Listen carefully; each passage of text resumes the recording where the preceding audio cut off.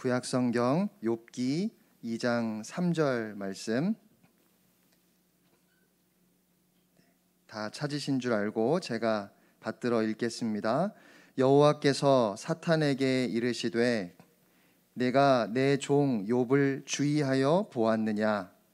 그와 같이 온전하고 정직하여 하나님을 경외하며 악에서 떠난 자가 세상에 없느니라.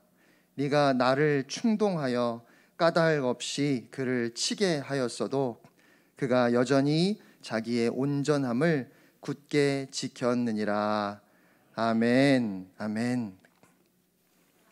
고난의 영성인데요, 인생이란 누구에게나 어려운 것 같습니다. 인생이 만만한 사람 아무도 없습니다. 고난의 일부는 피할 수 있을지 모르지만 모든 고난을 피할 수는 없습니다. 성경 어디에도 우리가 아무런 문제도 없을 것입니다 라는 약속은 없습니다. 우리가 큰 믿음을 가졌다 하더라도 삶에서 모든 문제를 피할 수는 없습니다. 그래서 세상살이가 너무 힘들면 누구나 인생의 마침표를 찍고 싶은 충동을 가지기 쉽습니다. 그러나 인생의 마침표는 인간의 몫이 아닙니다.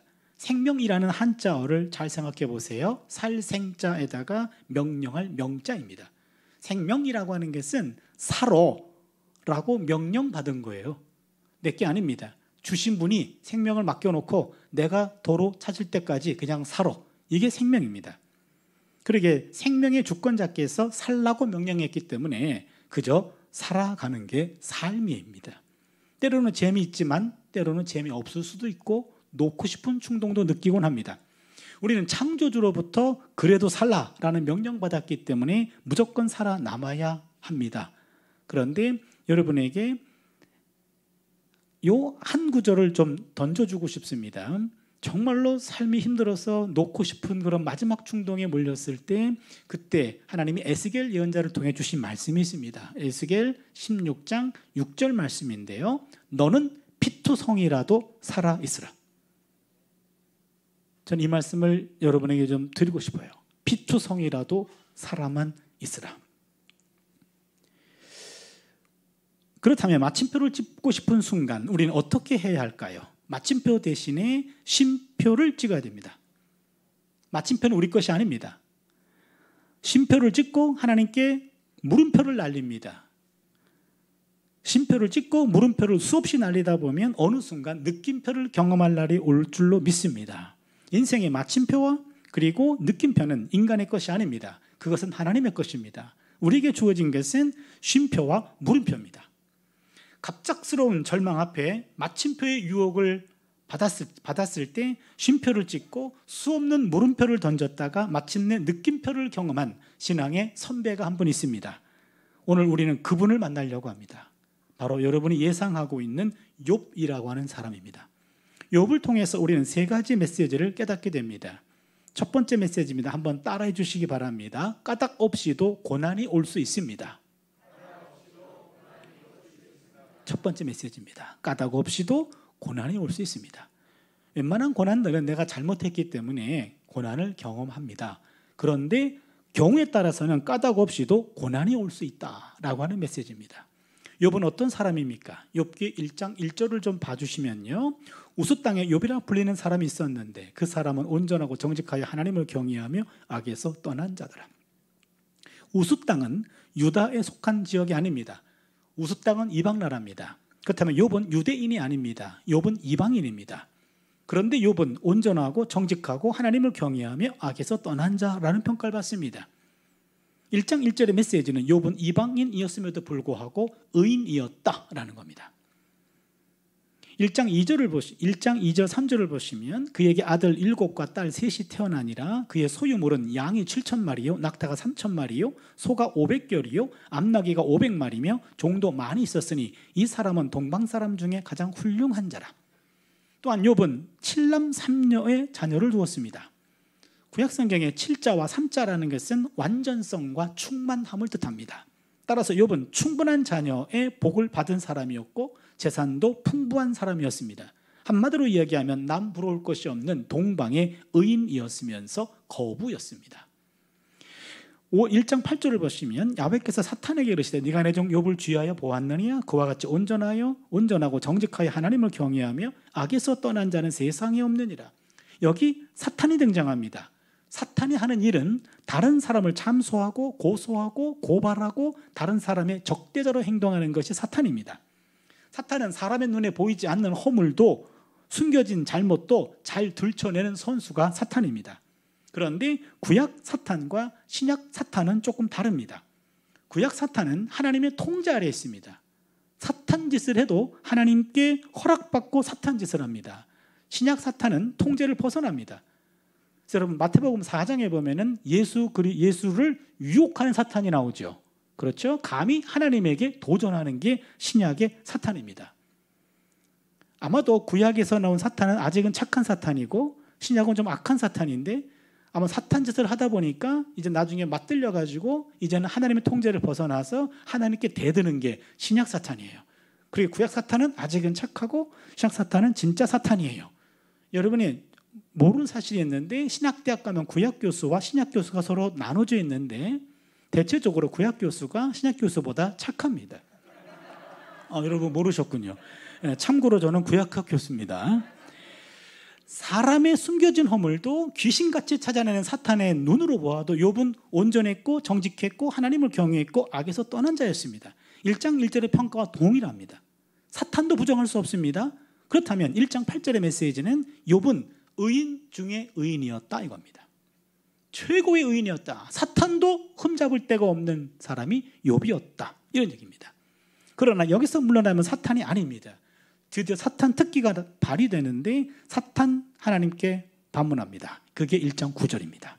사탄이 야훼께 대답하여 이르되 욥이 어찌 까닭 없이 하나님을 경외하리이까. 여기 키워드가 까닭 없이입니다.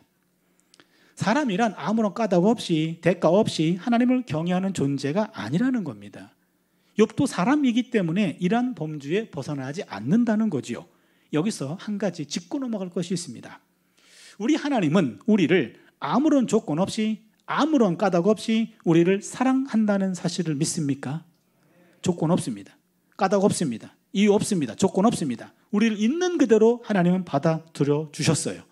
하나님은 우리를 까닭 없이 품어주셨습니다. 하나님이 우리를 아무 조건 없이 아무 까닭 없이 품어주신다면 우리도 하나님을 조건 없이 까닭 없이 경외하여야 하지 않을까요? 여러분 이 대목이 첫 번째 우리가 넘어가야 할 고비입니다. 하나님과 우리 사이 까닭 없어요. 마치 부모와 자녀 사이에 조건 없는 관계와 마찬가지입니다. 그러나 인간은 하나님의 품 안에 있으면서도 계산할 때가 있지 않습니까? 이 순간 하나님의 품 안에 머무는 것과 하나님의 품을 잠시 벗어나는 것 가운데 어느 것이 나에게 유익한가? 요거 속으로 계산하는 것이 인간입니다. 이러한 인간의 얄팍한 계산을 사탄 이미 다 알고 있습니다. 사탄은 욥이 어떤 이유로 하나님을 경외하는지를 하나님께 직고합니다. 욥기 1장 10절입니다. 주께서 그와 그의 집과 그의 모든 소유물을 울타리로 두르심 때문이 아니니까 주께서 그의 손으로 하는 말을 복되게 하사 그의 소유물이 땅에 넘치게 하셨음이니이다.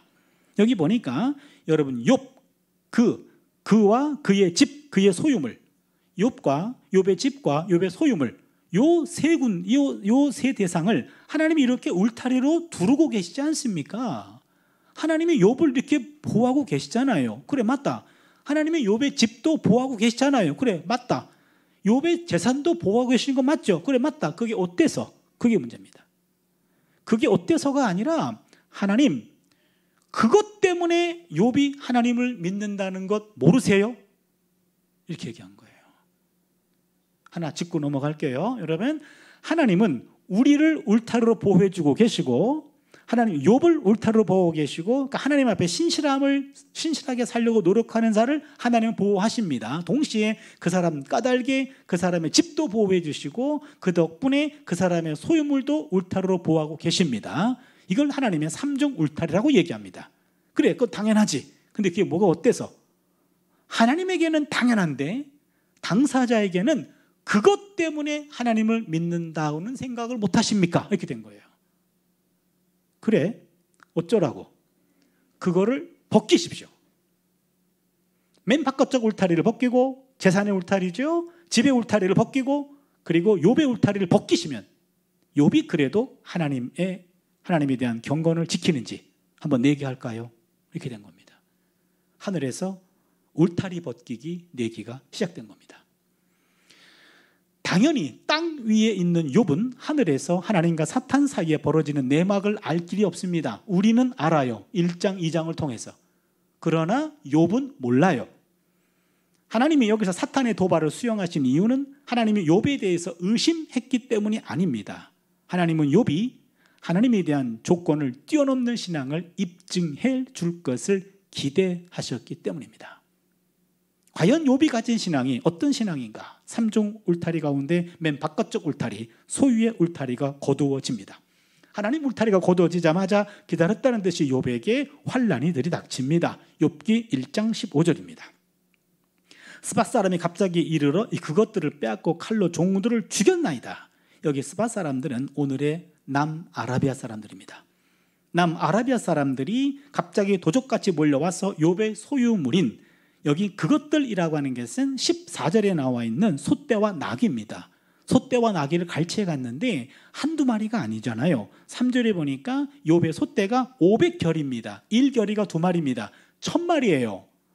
나귀는 500마리입니다. 엄청난 재산이 이 스밧 사람들에 의해 가지고 탈취를 당한 겁니다. 욥의 환난은 여기서 끝나는 게 아니었습니다. 1장 16절 다음 절을 보시면, 그가 아직 말하는 동안에 또 한 사람이 와서 아뢰되 하나님의 불이 하늘에서 떨어져서 양과 종들을 살라버렸나이다. 아니, 하늘에서 불벼락이 떨어졌는데 하필이면 욥의 재산에 불이 붙었어요. 양떼 불이 붙었습니다. 양떼가 7,000마리예요. 그러면 이것은 하나님의 불이라고 하는 것은 하나님이 보낸 불이라기보다는 하늘로부터 떨어진 불벼락입니다. 불벼락이 떨어졌는데 하필이면 욥의 재산 양떼에 붙었어요. 그 바람에 7,000마리 양떼가 한순간에 다 없어졌습니다. 여기서 끝나지 않습니다. 1장 17절입니다. 그가 아직 말하는 동안에 또 한 사람이 와서 아뢰되 갈대아 사람이 새 무리를 지어 갑자기 낙타에게 달려들어 그것을 빼앗으며 칼로 종들을 죽였나이다. 여기 갈대아 사람, 상인입니다.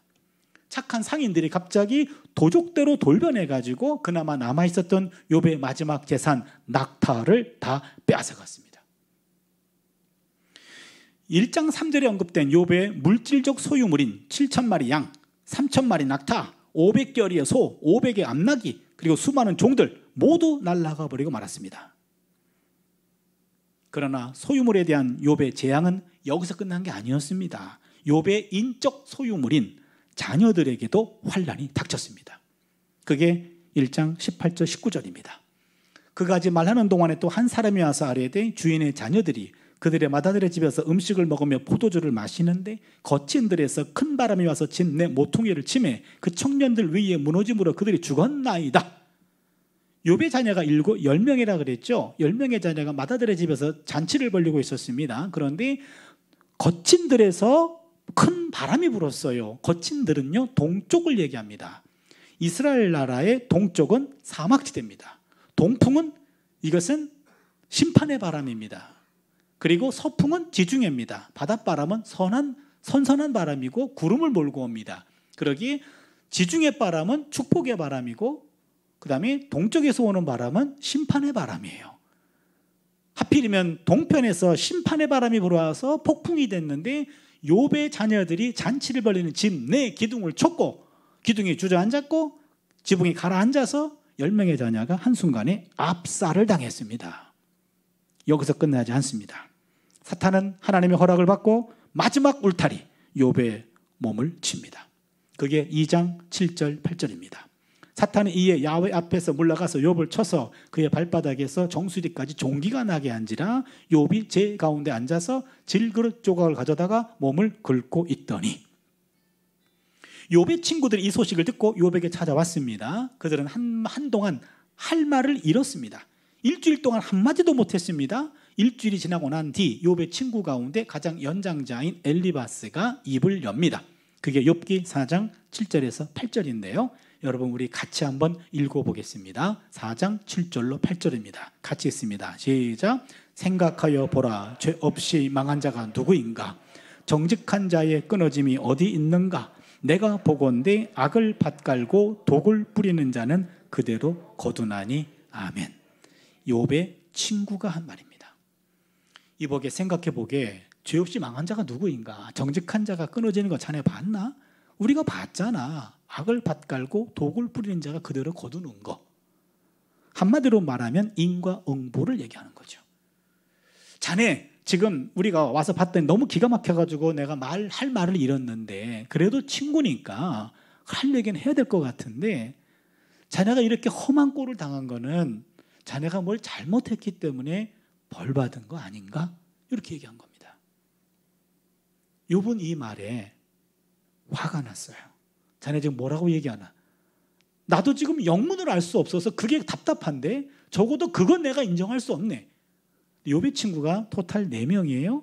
4명이 돌아가면서 비슷한 얘기를 합니다. 친구들은 하나같이 인생은 다 인과응보요. 뿌린 대로 거두는 법이요. 자네가 지금 잘 모르는 것 같은데 잘 생각해봐. 자네 회개할 게 있을 거야. 라고 하면서 다 고칩니다. 인간의 지혜를 가지고는 욥의 고난의 이유가 해명이 안 돼요. 욥은 아무리 친구를 만나서 머리를 짜매고 지혜를 짜는다 할지라도 인간의 지혜를 가지고는 이해가 되지 않습니다. 욥은 하나님께 무릎을 꿇습니다. 하늘의 지혜가 필요합니다. 하나님께 매달렸습니다.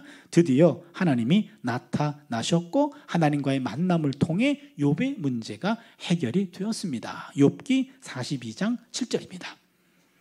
우리가 욥기 1장 1절부터 읽어서 욥기는 42장까지 있거든요. 그 사이에 우리가 욥기를 끝장냈습니다. 야훼께서 욥에게 이 말씀을 하신 후에 야훼께서 대만 사람 엘리바스에게 이르시되 내가 너와 내 두 친구에게 노하나니 이는 너희가 나를 가리켜 말한 것이 내 종 욥의 말같이 옳지 못함이니라. 하나님은 누구 편을 들어주셨죠? 욥이죠. 그러면 욥의 친구들이 한 말이 틀렸습니까? 말씀해 보세요. 틀렸어요? 예. 그러면 뿌린 대로 거둔다라는 말이 잘못됐습니까? 예? 뿌린 대로 거둔다는 말이 틀렸습니까? 헷갈리죠? 예. 예, 이 시간에 나와 있는 것도 이게 보통 일이 아닌데 나왔더니 계속 물어보고 괴롭히고 이러면은 조금 불편하시겠죠? 잘 들어주세요, 여러분. 뿌린 대로 거둔다. 인과응보. 틀리지 않아요. 뿌려야 거두죠. 그렇죠? 그 말 틀리지 않습니다.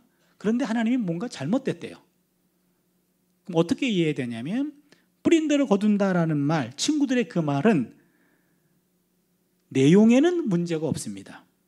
적용에 문제가 있습니다. 그 말은 맞는데 그 말을 욥의 경우에 억지로 적용하려고 하는 것이 잘못된 겁니다. 그 말은 맞지만 그 말이 모든 경우에 다 맞는 말은 아니지요.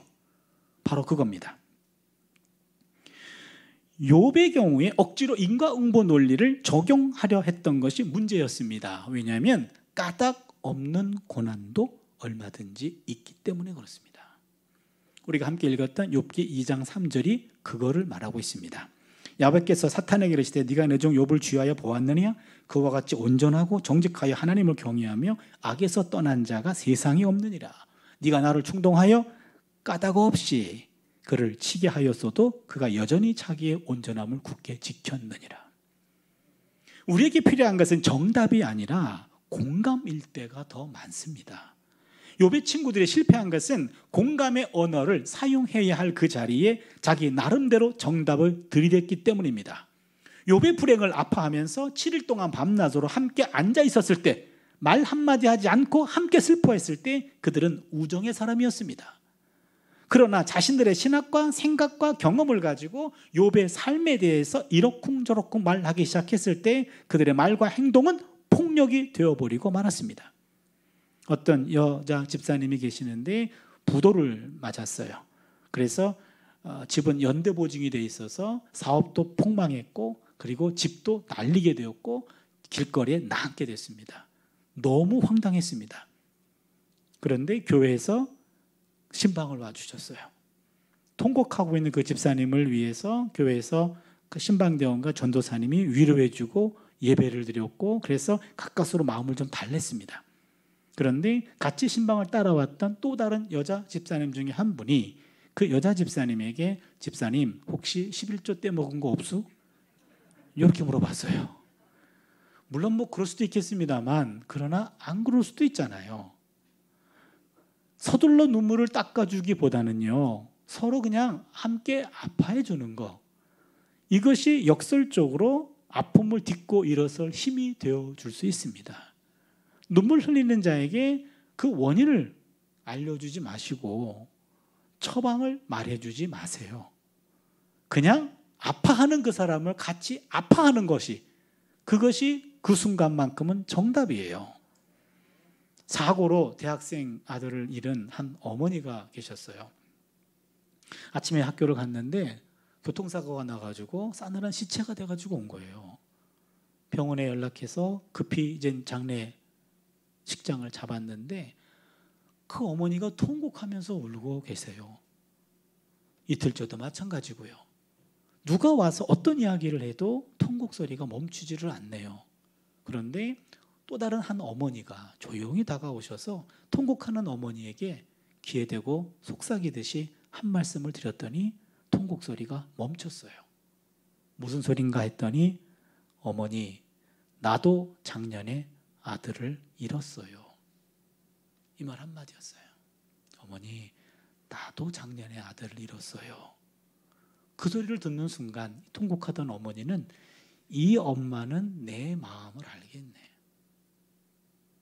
그 누가 와서 어떤 위로를 해도 통곡하는 어머니는 당신이 아들 잃어봤어?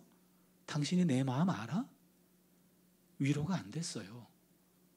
나도 작년에 아들을 잃었어요.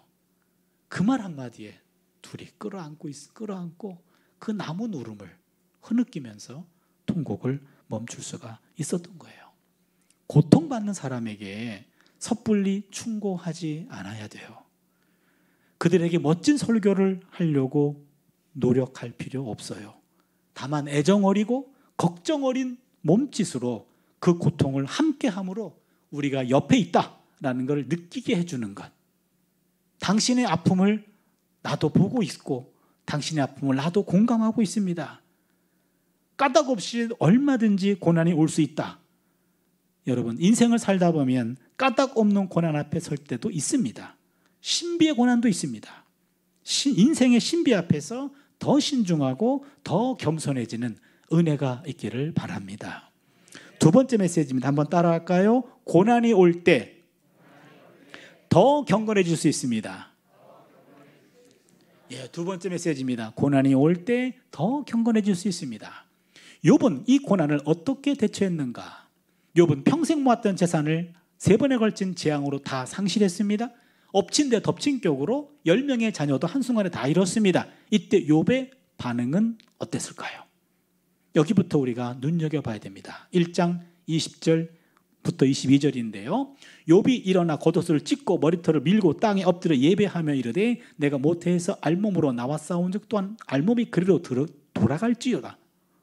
돌아갈지니라. 주신이도 야훼시요 거두신이도 야훼시오니 야훼 이름이 찬송을 받을지니이다 하고 이 모든 일에 욥이 범죄하지 아니하고 하나님을 향하여 원망하지 아니하니라. 놀라운 고백입니다. 여러분, 욥이 일어나 겉옷을 찢었습니다. 머리털을 밀었습니다. 이건 무슨 뜻입니까? 겉옷을 찢고 머리털을 밀고 하나님 한판 붙어봅시다 라고 어깃장을 놓는 것이 아니라 구약성경에서 겉옷을 찢는 것은요, 찢어지는 마음을 표현하는 겁니다. 이 마음이 찢어지는데 표현할 방법이 없어서 겉옷을 공개적으로 찢어요. 마음이 찢어지는 걸 보여주는 겁니다. 머리털을 밀었습니다. 일상생활을 잠시 내려놓은 겁니다. 쉼표를 찍은 겁니다. 그리고 장례 절차를 따르는 겁니다. 가던 길을 멈춰서 쉼표를 찍었습니다. 그리고 이렇게 고백합니다. 내가 모태에서 알몸으로 나와 싸우니 또한 알몸이 그로 돌아가올지라. 주신 분도 야훼시요 취하신 분도 야훼시입니다. 이렇게 고백합니다. 그런데 여러분, 욥이 겉옷 찢고 머리털을 밀고 땅에 엎드려 예배 한 번 드렸다고 당장 이런 고백을 할 수 있었을까요? 욥은 몰라도 저는 못했을 것 같습니다. 내가 못한 것 보니까 욥도 못했을 것 같아요. 그럼 어떻게 이해됩니까? 욥기는 사건 일어난 순서대로 1장부터 42장까지 기록된 게 아닙니다. 사건이 있었고 그 사건에 대해서 시간 관계, 시간 순서대로 적은 것이 아니라 의미를 주기 위해서 나름대로 나열된 겁니다.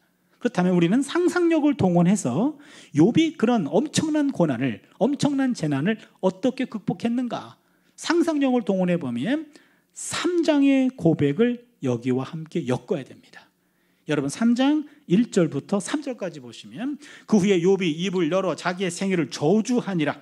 욥이 입을 열어 이르되 내가 낱날이 멸망하였었더라면 산의 아이를 베었다 하던 그 밤도 그러하였었더라면. 여러분 3장의 욥은요 굉장히 거칠어요. 1, 2장의 욥은 3장의 욥은 1, 2장의 욥과 전혀 다릅니다. 1, 2장의 욥은 침묵합니다. 3장의 욥은 침묵을 깹니다. 1, 2장의 욥은 경건합니다. 인내합니다. 3장의 욥은 반항합니다. 따질 건 따집니다. 그렇다면 1, 2장의 욥과 3장의 욥은 다른 욥일까요? 같은 욥이에요. 그러면 욥은 아마도 평생 모았던 재산을 다 날렸고 자신의 미래인 10명의 자녀들을 모두 잃고 한순간 정신을 잃었을 것 같습니다. 이 순간에 욥기 3장에서와 같은 욥은 자신의 재산 형성 과정을 회상하면서 아마 따졌을 것 같아요. 내가 낱날이 멸망했더라면, 일단 그 사실을 들었을 때 재산 다 날렸고 자녀가 다 죽었을 때 차라리 내가 태어나지 말았더라면, 내가 만들어진 그날 밤 차라리 만들지 말든지, 아니면 그날 죽었더라면 이런 꼴을 보지 않을 텐데 내가 왜 태어나가지고 이런 꼴을 봐야 됩니까? 라고 하나님께 거칠게 따졌을 것 같아요.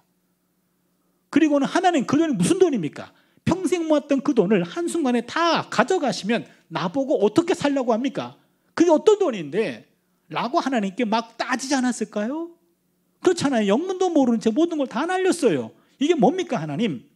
따지고 통곡하고 아마 기절하기도 했을 것 같아요.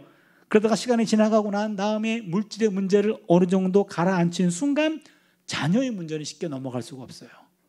10명의 자녀가 한꺼번에 다 날려갔잖아요. 자식은 야훼의 기업이요 태열매는 하나님의 상급이로다. 시편 127편 3절에 보면은요, 자식들은 야훼의 기업이에요. 태열매는 하나님의 상급이에요. 하나님이 기업으로 주셨고 상급으로 주셨는데 어떻게 자녀들을 다 나보다 앞세울 수 있습니까? 자녀들을 앞세운 부모님들은 자식을 땅에 묻는 것이 아니라 가슴에 묻는다라는 말씀들을 많이 하지 않습니까? 아마 10명의 자녀 한 자녀 이름을 불러가면서 그 아이를 위해서 기도하면서 아이와 얽힌 과거의 추억거리를 되새기면서 꾸역꾸역 울면서 가슴을 쥐어 뜯으면서 첫 번째 아이를 가슴에 묻고, 둘째 아이는 병약했고 허약해서 뜬 눈으로 세운 나날들이 많았기 때문에 이 아이와 얽힌 사연들은 더 많았어요. 이제는 어느 정도 장성해가지고 이제 사람 노릇 하나 싶었더니 어떻게 한순간 다 데려갑니까? 이 아이도 가슴에 묻고, 둘째를 가슴에 묻고, 셋째를 묻고, 10명의 자녀를 다 가슴에 묻기까지는 아마 많은 시간이 지났을 것 같아요. 그러다가 불현듯 태어날 때 아무것도 가져오지 않았잖아요. 물질도 자녀도 그렇잖아요. 이 땅에 사는 동안 물질도 하나님이 주셨고 자녀도 하나님이 주신 것 아닐까요? 그것을 깨닫게 된 거죠. 내 인생의 시간표에 따르면 자식보다 본인이 먼저 세상을 떠나야 되는데 알 수 없는 하나님의 시간표가 원망스럽지만 하나님의 시간표를 받아들이기 시작한 겁니다. 욥은 고난 속에서 더 경건해진 거예요. 일반 상처는 약을 바르면 치료가 됩니다. 그러나 곪은 상처는 약을 바른다고 낫지 않습니다. 곪은 부분에 뿌리를 도려내야 됩니다. 욥의 상처는 약으로 듣지 않았을 겁니다. 내면의 상처 뿌리를 도려내야 됐습니다. 내면의 아픔을 밖으로 토해내야 됩니다. 이런 거칠고 토설하는 기도가 욥기 3장의 자기 저주 기도입니다. 우리는 이것을 토설 기도라고 말합니다. 시편 32편 3절을 보시면요, 내가 입을 열지 아니할 때 종일 신음함으로 내 뼈가 쇠하였도다. 이 성경 말씀이 개역 한글판을 보면 개역 개정하기 전, 내가 토설치 아니할 때 종일 신음함으로 내 뼈가 쇠하였도다. 여기 토설이란 표현이 나옵니다. 저는 이 토설이라는 용어를 안 바꿨으면 더 좋았을 뻔했어요. 바로 토설하다. 이게 토해낸다는 얘기거든요. 토해내지 않으면 내 뼈가 쇠하였도다. 토해내야 될 것을 간직하면은요, 뼈가 뭉그러지는 거죠. 시편 62편 8절을 보시면 백성들아 시시로 그를 의지하고 그의 앞에 마음을 토하라. 하나님은 우리의 피난처시오다. 여기 마음을 토하라라는 말이 히브리 말로 샤파크라는 말은 내 안에 있는 그런 상처를 하나님께 다 토해내라는 겁니다. 토해내라. 제사장 엘리 앞에서 한나가 기도했는데 그 한나의 기도가 토설 기도였습니다. 사무엘상 1장 15절을 보시면 한나가 대답하여 이르되 내 주여 그렇지 아니하니이다. 나는 마음이 슬픈 여자라 포도주나 독주를 마신 것이 아니요 야훼 앞에 내 심정을 통한 것뿐입니다. 여기 내 심정을 통하다라는 말이 샤파크입니다. 샤파크. 하나님 앞에서 마음을 토하다라는 의미입니다. 하나님은 고통 속에서 창자를 쥐어 짜듯이 하는 토설 기도를 절대로 막지 아니하십니다. 오히려 권장하십니다. 그 상처는 내면에 쌓아두면 골병이 됩니다. 그래서 예레미야 33장 3절 같이 너는 내게 부르짖으라 내가 내게 응답하겠고 내가 알지 못하는 크고 비밀한 일을 내게 보이리라 하면서 오히려 토설 기도를 권장하십니다. 내 안에 간직해서는 안 될 것들은 토해내야 돼요. 욥은 드디어 토설 기도를 통해서 물질과 자녀의 문제를 가라앉혔어요. 아마도 하나님은 사탄을 향해 가지고 야 욥 봐봐 욥 짱이지 그랬을 것 같아요. 사탄은 욥 꽝입니다 그랬을 것 같습니다. 사탄이 마지막 카드를 냅니다. 욥이 자기 몸 하나가 건강해서 그렇습니다. 마지막 카드죠. 욥의 마지막 울타리. 욥의 울타리를 하나님께 허락받고 사탄이 거두고 하나님이 거두자 쳤습니다. 그러자 욥의 머리끝부터 발끝까지 악창이 났다. 종기가 났다. 현재 우리 성경은 종기로 나와 있는데 바로 이 종기라고 하는 것 옛날 성경은 악창으로 되어 있어요. 이거는 극심한 피부병인데 아마 한센병에 가까웠던 것 같습니다. 한센병은 그 질병이 전염되는 것을 막기 위해서 동네에서 추방시켰습니다. 만나는 이들은 그 한센병 사람들에게 침을 뱉어가지고 마을로부터 추방시켰거든요. 욥기 30장 10절을 보시면 그들이 나를 미워하여 멀리하고 서슴지 않고 내 얼굴에 침을 뱉는도다. 욥은 뼈가 쑤시고 고통으로 잠을 이루지 못합니다. 욥기 30장 17절 밤이 되면 내 뼈가 쑤시니 나의 아픔이 쉬지 아니하는구나. 욥의 몸은 이미 죽음이 진행되고 있습니다. 숨은 붙어 있습니다. 하지만 장기와 몸은 이미 죽어가고 있었고 고통으로 잠도 잘 수가 없습니다. 욥은 산송장입니다. 살아있지만 송장이에요. 이런 광경을 보다 못한 아내는 드디어 극단적인 발언을 쏟아냅니다. 욥기 2장 9절입니다. 그의 아내가 그에게 이르되 당신이 그래도 자기의 온전함을 굳게 지키느냐 하나님을 욕하고 죽으라. 이때 욥은 한 번 더 깊어집니다. 2장 10절을 보시면요. 그가 이르되 그대의 말이 한 어리석은 여자의 말 같도다. 우리가 하나님께 복을 받았은 즉 화도 받지 아니하겠느냐 하고 이 모든 일에 욥이 입술로 범죄하지 아니하니라. 놀라운 고백을 합니다. 무슨 말이냐면 우리가 하나님께 복을 받았은 즉 화도 받지 아니하겠느냐. 지금까지 욥은 자신이 기준이었습니다. 나에게 좋은 것 주시면 할렐루야. 내게 안 좋은 것 주시면 놀렐루야. 그런 거죠. 내게 좋은 것 주시면 아멘. 내게 안 좋은 것 주시면 노멘 그랬단 말이에요. 그런데 욥이 지금 뭘 깨닫냐면 복을 주신 분도 하나님이라면 화를 주신 분도 하나님 아닐까? 이거예요. 이전까지는 나를 중심으로 내게 좋은 것 나쁜 것이었는데 이제는 좋은 것 주신 분도 하나님, 나쁜 것 주신 분도 하나님. 나 중심이 아니라 하나님 중심으로 세상을 보기 시작했습니다. 세상은 나를 중심으로 움직이는 것이 아니라 세상은 하나님 중심으로 움직인다는 거예요. 욥은 이것을 깨닫고 더 경건해집니다. 왜냐하면 같은 하나님으로부터 온 것이라고 한다면 지금은 이해할 수 없지만 뭔가 뜻이 있겠지. 이겁니다. 동일하신 하나님으로부터 때로는 매를 맞지만 그러나 늘 쓰다듬어 주던 그분이 매를 들었다면 뭔가 이유가 있겠지.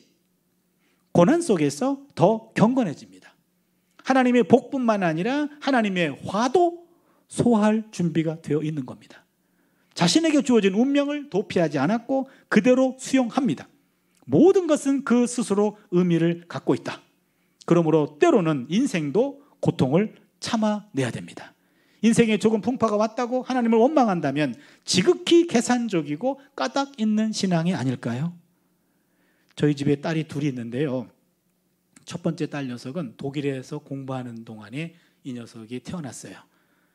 둘째 딸 녀석은 한국에서 태어났어요. 첫째 딸은 메이드 인 저머니고 둘째 딸은 메이드 인 코리아예요. 그런데 독일에서 유학할 때는 정말로 생활이 좀 가난한 유학생들이잖아요. 빠듯하게 생활하던 때였고, 그리고 독일이라고 하는 곳이 그렇게 한국 음식도 풍족하지도 않고, 그래서 처음에는 우리 모든 것이 처음이기 때문에 많이 좀 서툴고 좀 힘들고 어려웠어요. 입덧이 한 두 달, 석 달은 간 것 같아요.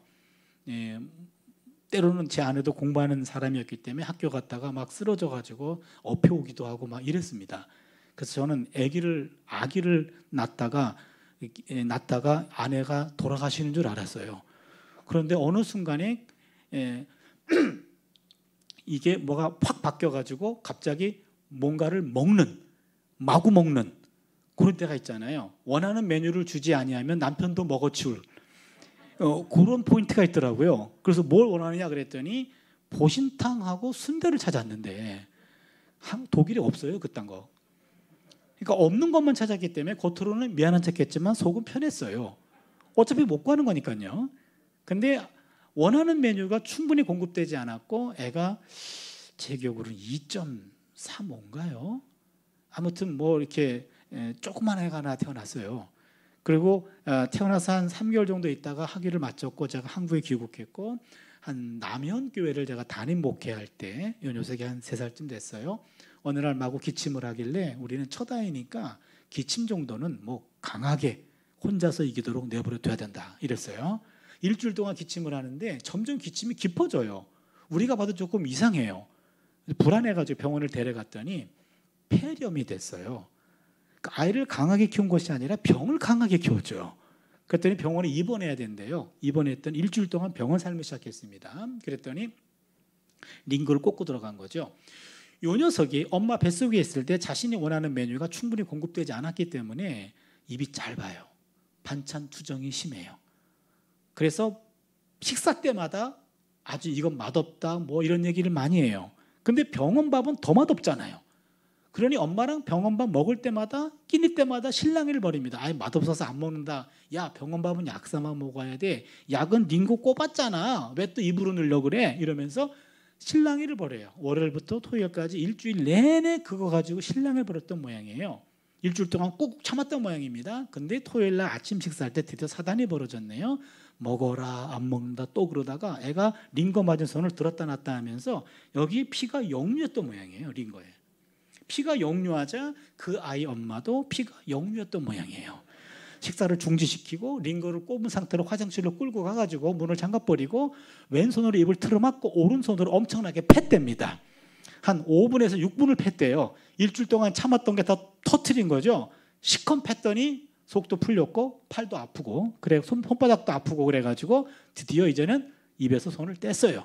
그랬더니 엄청나게 매를 맞은 3살짜리 여아가 그러면서 그래도 나 엄마 사랑해. 그러고 엄마 품으로 파고들더래요. 참고로 걔네 엄마는 어느 대학교 유아교육학과 교수예요. 유아교육 철학을 전공했는데 그때는 철학으로 팬 게 아니라 심리학으로 팬 것 같아요. 근데 그 모진 매를 맞은 아이도 그래도 나 엄마 사랑해 하고 엄마 품으로 파고들더라고요. 여러분 하나님과 부모님의 매는 죽으라고 때리는 것 같지만 사실은 살라고 때려요. 그리고 인간들은 엄마는 그땐 살라고 때린 게 아니라 화가 나서 팬 것 같은데 그렇죠? 그러나 그 모질 매를 맞은 아이도 내가 있어야 될 자리가 엄마 품인 걸 알더라 이런 얘기입니다. 여러분 농부가 키질 할 때 그 곡식들을 보세요. 보시면은요 키질 할 때 농부에게 등을 보이고 날아가는 것들은 쭉정입니다. 그런데 농부에게 가슴을 보이고 파고 들어가는 것들은 알곡입니다. 남는 건 알곡이고 쭉정이는 날아갑니다. 우리 인생에 정말로 어려운 일을 당해서 내 삶이 흔들리고 있다. 내가 퀴즈를 당하고 있어요. 여러분, 퀴즈를 당할 때 하나님에게 등을 보이면 쭉정이 되는 거고, 가슴을 보이고 파고 들어가면 알곡이 될 줄로 믿습니다. 오히려 흔들리는 그 순간이 바로 하나님의 품을 더 파고 들어갈 때 평소 느끼지 못했던 따뜻한 온기가 느껴지는, 바로 성숙해지는 기회가 될 줄로 믿습니다. 알곡으로 익어가는 시간입니다. 마지막 세 번째입니다. 한번 따라할까요? 모든 고난은 과정이지 마지막이 아닙니다. 예, 제가 제일 좋아하는 메시지입니다. 모든 고난은 그게 과정이지 마지막이 아닙니다. 욥기의 가장 중요한 메시지는 이겁니다. 한번 따라해 주세요. 모든 고난은 끝이 있다. 같은 말입니다. 모든 고난은 그게 과정이지 마지막이 아닙니다. 모든 고난은 끝이 있습니다. 무슨 말이냐면 우리를 괴롭히는 그 어떤 고난도 우리보다 먼저 돌아가십니다. 우리가 고난보다 오래 삽니다. 그렇잖아요. 그럼 여러분, 어떤 고난도 내가 고난보다 오래 살아. 그러면 고난은 제한적이라는 얘기입니다. 모든 고난은 끝이 있다. 이 얘기입니다. 욥기 42장 10절을 보시면은요, 욥이 그의 친구들을 위하여 기도할 때 야훼께서 욥의 곤경을 돌이키시고 야훼께서 욥에게 이전 모든 소유보다 갑절이나 주신지라. 욥이 곤경을 돌이켰어요. 그리고는 재산이 늘어났습니다. 결국 욥은 건강이 회복됐고 재산도 2배로 늘었습니다. 욥의 자녀도 10명, 다시 10명을 낳게 해줬어요. 욥이 사는 동안 욥은 모든 고난으로부터 완전히 해방되었습니다. 모든 고난은 과정이었지 그게 마지막이 아니었습니다. 이게 욥기의 가장 중요한 메시지입니다. 모든 고난은 끝이 있다. 욥만큼 하나님을 경외하는 사람도 없겠지만 그에게도 용광로에 놓고 재련해야 할 불순물이 있었던 모양입니다. 하나님의 자녀에게는 고난과 절망이 하나님의 마지막 손길이 아닙니다. 고난과 고통은 과정이지 반드시 그 끝이 있습니다. 여러분, 고통의 터널과 절망의 동굴이라는 용어 들어보셨죠? 고통의 터널과 절망의 동굴. 터널과 동굴은 똑같이 어둡습니다. 그러나 동굴은 들어가면 들어갈수록 출구가 없습니다. 그러나 터널은 처음에는 어둡지만 끝까지 가다 보면 터널의 끝이 있습니다. 하나님은 당신의 자녀들을 절망의 동굴로 밀어넣지 않고 고통의 터널 앞에 세워둘 뿐입니다. 그런데 그 앞에 동굴이건 터널이건 서 있는 그 사람은 앞이 캄캄하기 때문에 이것이 동굴인지 터널인지 구분이 안 돼요. 그렇기 때문에 그 자리에서 움직이지를 못합니다. 평소 하나님은 우리 옆에서 당신의 왼손으로 우리 오른손을 잡고 함께 전진 보행합니다. 그런데 앞에 캄캄한 어둠을 만났을 때 우리는 전진하기가 두렵습니다. 그때 하나님은 위치를 바꾸시고 앞으로 가십니다. 그리고 하나님의 오른손을 우리 오른손을 붙잡아 주십니다. 마치 어린아이에게 걸음마를 가르치듯이 한 걸음 한 걸음 우리를 앞으로 끌어가십니다. 그리고 앞에 있는 어두움이 이것이 터널이다라는 믿음을 가지고 뚜벅뚜벅 걸어가야 되는데 어두운 순간에 하나님의 손을 잡으시기를 바랍니다. 동시에 하나님 말씀도 잡아야 됩니다. 예레미야 애가 3장 33절 말씀. 주께서 인생으로 고생하게 하시며 근심하게 하심은 본심이 아니시로다. 이 말씀 잡아야 됩니다. 주께서 인생으로 고생하게 하시며 근심하게 하심은 본심이 아니시로다. 또 한 구절 예레미야 29장 11절이죠. 야훼의 말씀이니라 너희를 향한 나의 생각을 내가 아나니 평안이요 재앙이 아니니라 너희에게 미래와 희망을 주는 것이니라. 요 29장 11절 말씀이 한 7, 8년 동안 전 세계 기독교인들이 가장 좋아하는 구절로 뽑힌 구절이 예레미야 29장 11절 말씀입니다. 여러분, 힘들고 어려울 때마다 너희를 향한 나의 생각을 내가 아나니 평안이요 재앙이 아니니라 너희에게 미래와 희망을 주는 것이니라. 이 말씀을 암송하시고 묵상하시면서 말씀 붙잡고 손 붙잡고 뚜벅뚜벅 걸어가시기를 바랍니다. 처음에는 어둡습니다. 그리고 그 어두움의 농도가 유지됩니다. 어느 순간 터널의 중간까지 갑니다. 그때까지는 참고 믿고 가야 됩니다. 끝까지 가다 보면 터널의 끝을 만나게 될 줄로 믿습니다. 모든 터널은 끝이 있습니다. 다만 끝까지 간 사람에 한해서 저기 끝이 있대 라고 가만히 있으면 그 사람에게 끝은 남의 일입니다. 끝이 있다 라고 하면은 뚜벅뚜벅 걷는 거예요. 하나님 말씀 붙잡고 하나님 손 붙잡고 뚜벅뚜벅 걸어가다 보면 바로 터널의 끝을 만나게 될 줄로 믿습니다. 바로 거기에 끝이 있습니다. 우리는 그 끝을 위에 달리고 있고 그 끝을 향해 달리고 있습니다. 그 끝에 다다랐을 때 우리는 비로소 편히 쉬게 될 것입니다. 이 또한 지나가리다 라는 그런 확신이 필요합니다. 지금의 고통과 절망이 영원할 것 같지만 그렇지 않습니다. 어디에인가 끝이 있습니다. 우리는 지금 당장 마침표가 찍히기를 원하지만 야속하게도 그게 언제쯤인지 아무도 알 수 없습니다. 다만 분명한 것은 언젠간 끝이 난다라는 사실입니다.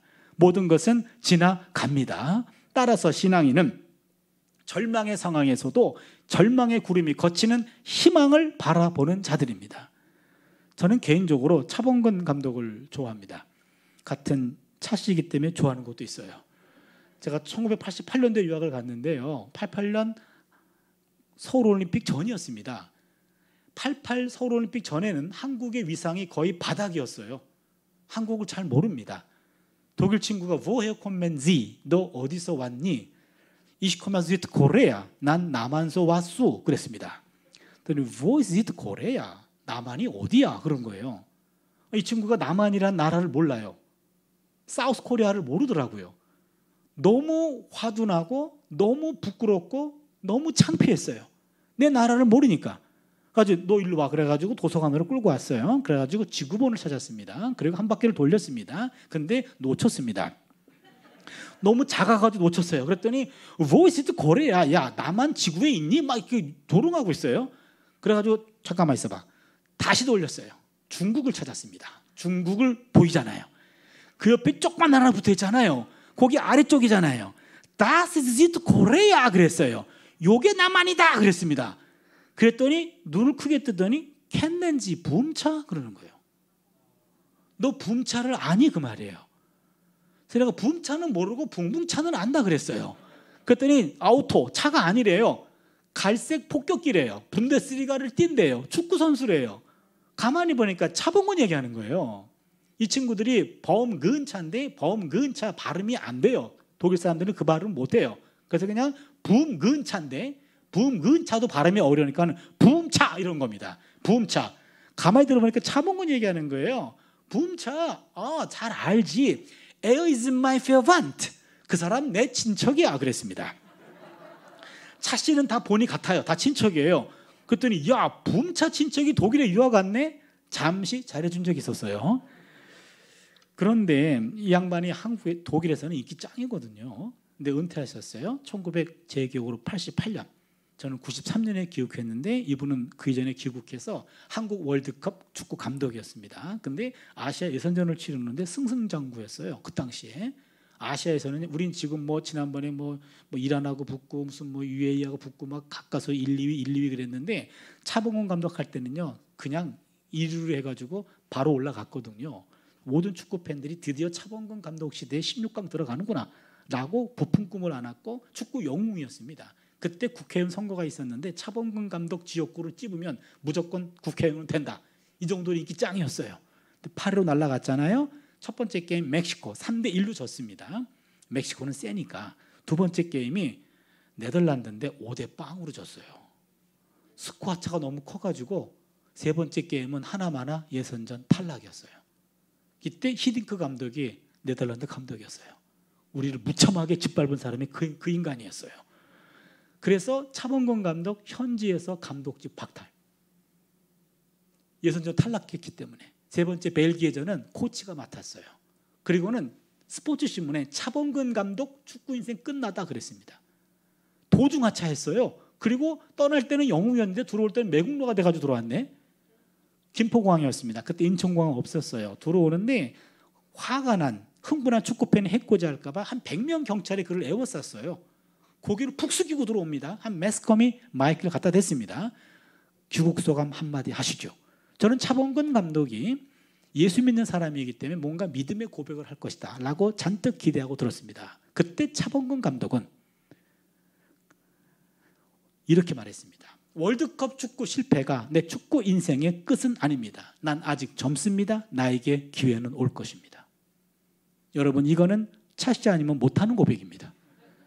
멋있지 않나요? 당신 축구 인생 끝났어 라고 얘기하고 축구 팬들이 밀가루 던지고 계란 던질까 봐 100명이 애워싸는 그런 험악한 상황에서 월드컵 축구 실패가 내 축구 인생의 끝은 아닙니다. 난 아직 젊습니다. 나에게 기회는 올 것입니다. 저는 이 고백이 한 축구인의 오기로 들리지 않았고 신앙인의 고백으로 들렸어요. 여러분, 신앙인은 모든 화를 막을 수는 없지만 그 화를 당한 그 순간부터는 믿음이 생깁니다. 그리고 하나님이 더 밀착 우리와 다가오시고 바로 믿음의 눈을 떠서 그 고난의 이후의 삶을 바라보게 해주시는 거죠. 이게 믿음입니다. 그러니까 신앙인들은 절망의 상황에서 절망의 구름이 걷히는 희망을 앞당겨 보는 사람, 이게 신앙인입니다. 여러분, 설교 초반부에 잘 나가던 여자 집사님이 부도 만져서 길거리에 낫게 됐다 그랬죠. 벌써 잊으셨나요? 그 정도는 기억하시죠? 예, 그분이 제 어머니예요. 제가 고등학교 2학년 때 그런 일을 당했어요. 이남 이녀 중에 제가 장남인데요. 그런 일을 당하니까 라면으로 끼니를 입고 며칠 뒤에 집을 비워줘야 돼요. 그런데 학교에 공락금을 낼 만한 마음의 여유도 없고 물질의 여유도 없었어요. 그때 학교를 갔더니 수업 중간에 담임 선생님이 아무개 예 공락금 못 냈니? 예. 그러면 가방 싸야지. 예. 쫓아냈어요. 요즘에 그렇게 했다가 인권위원회에 회부될 겁니다. 그 당시에는 인권이고 뭐 그런 거 없었어요. 말죽거리 잔혹사 있잖아요. 그게 우리 때 이야기거든요. 한 여러 명이 쫓겨났습니다. 저도 중간에 보따리를 싸고 집에 갔어요. 집에 가서 공락금 얘기를 하러 갔는데 그때 우리 교회 전도사님이 신방대원과 신방 오신 날이었어요. 정식 예배를 드리려고 왔는데 제 어머니가 너무 우시니까 정식 예배를 못 드리고 그냥 안아주시고 기도만 해주고 위로하고 가시던 참에 제가 들어간 거예요. 전도사님이 준아, 너는 이 집의 장남이지 오늘 준비해온 말씀을 너를 줄 테니까 너 힘들 때마다 하나님이 주신 말씀이니까 꽉 잡고 기도해라. 그 여전도사님이 말씀을 주고 가셨어요. 그게 로마서 8장 18절 말씀이에요. 생각컨대 현재의 고난은 장차 우리에게 나타날 영광과 좋게 비교할 수 없도다. 이 말씀이었어요. 집에 와서 공락금 얘기를 해야 되는데 공락금에 공짜도 못 끝내요. 아버지랑 어머니랑 매일 밤 싸우셔. 당신이 잘못했다. 당신도 잘한 게 뭐가 있다고. 그러면 싸움 말리다가 너무 짜증이 나요. 지금 공락금 얘기해야 되는데 공짜도 못 끝내요. 그럼 집구석에 있기가 너무 싫어요. 그럼 뛰쳐나갑니다. 우리 때는 통금이 있었어요. 12시 이전엔 모두 다 기어들어 와야 돼요, 집에. 근데 들어가면 뭐합니까? 또 싸울 텐데. 집구석은 있기가 싫어요. 뛰쳐나가면 갈 데가 어디 있습니까? 고등학교 2학년이 교회밖에 없었어요. 교회 와서 저 구석에 앉아가지고 불 꺼진 본당에서 엉엉 울면서 나 고등학교는 마쳐야 되는데. 그리고 하나님 주셨다는 말씀, 현재의 고난은 장차 내게 나타날 영광과 좋게 비교할 수 없도다. 이 말씀만 계속 반복해요. 10번이고 100번이고 계속 반복하는데 캄캄한 본당 안에 미래의 영광이 보일 리가 없죠. 제풀에 꺾여서 그냥 자요. 실컷 자다 보면 나도 모르는 사이에 새벽기도 참석 중이에요. 그러면 자세를 받아듬고 앉아요. 불이 켜 있으니까 같이 찬송 부르고 같이 기도하고 말씀 끝나면 또 불을 끄더라고요. 그리고 마저 기도하고 가시래요. 그럼 지난밤에 하던 것 마저 이어서 하죠. 계속해서 또 10번이고 반복하는데 지난 밤하고는 달리 창 너머로 햇볕이 들어와요. 그러면은 마치 미래의 영광이 보이는 것 같아요. 그러면은요 울음이 그쳐지고 찬송으로 바뀌어요. 그리고는 뭐 고등학교에 내가 마치겠지라는 생각이 들면서 다시 집에 가서 꾸역꾸역 책가방을 싸서요. 그때 그런 생각이 들었어요. 언젠간 내가 많은 사람들 앞에서 고등학교 2학년 이 어려웠던 일들을 간증할 날이 오겠지. 지금 이렇게 간증하고 있잖아요. 그 말씀 하나가 오늘의 나를 만들었다고 해도 과언이 아닙니다.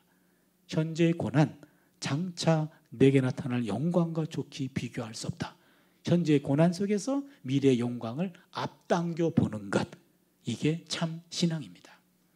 여러분, 고난의 파도를 너무 두려워만 하지 말자고요. 그 파도를 즐거이 탈 수 있기를 바랍니다. 옛날 찬송가 503장 2절이었던 것 같아요. 큰 물결 일어나 나 쉬지 못하나 이 풍랑이 연하여 더 빨리 갑니다. 우리보다 어려웠던 우리 부모님 세대, 어려웠던 그분들이 큰 물결 일어나 나 쉬지 못하나 이 풍랑이 연하여 더 빨리 갑니다. 이 찬송을 부르면서 어려웠던 시절을 마음을 다독이면서 살아왔던 것입니다. 말씀을 정리할게요. 영국 속담 중에 잔잔한 파도는 훌륭한 뱃사공을 만들지 못한다라는 말이 있습니다. 인생에서 거친 파도를 만나거든 불평만 하지 말고 오히려 감사하자고요. 그 과정을 거치고 나면 우리는 반드시 더 훌륭하고 강한 사람이 될 것입니다. 55분 설교했습니다. 오늘은 우리 함께 찬양 드리고요, 함께 기도하는 시간을 가지려고 합니다.